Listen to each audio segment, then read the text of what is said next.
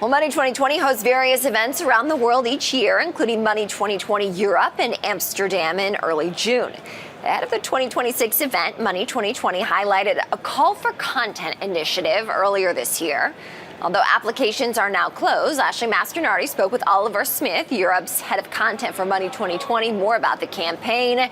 And here's what he had to say about what will drive next year's event. So we're looking for innovators, disruptors. We're looking for CEOs, yes, but we're also looking for the builders, the ones that are making a difference, regulators, founders. We have a really wide spectrum of speakers. We have about 450 at the event. So it's a big search, but the search is very much on. What are the session offerings and what type of topics are you looking to fill in those sessions? Yeah, so we have a range of topics that we're looking for. We have 4 content pillars, and those are really the anchors of the event.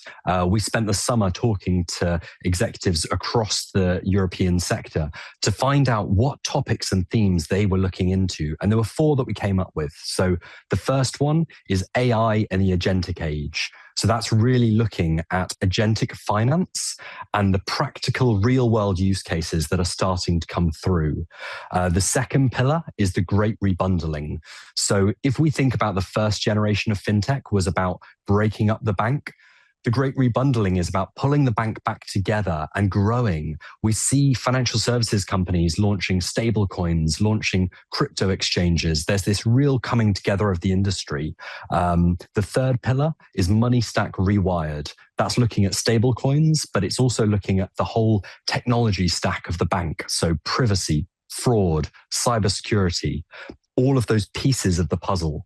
And then the fourth pillar is regulation in the fast lane. And that's looking at the speed of change that's happening in the regulatory landscape. So in Europe, we've got these whole new packages of rules coming down the line. We want to understand what's happening there and how companies are adapting to them. All right. And I know you just touched on this in your last answer, Oliver, but how has the conversation changed from previous years? I'm sure now that AI is really ramping up, there's all kinds of new conversations happening.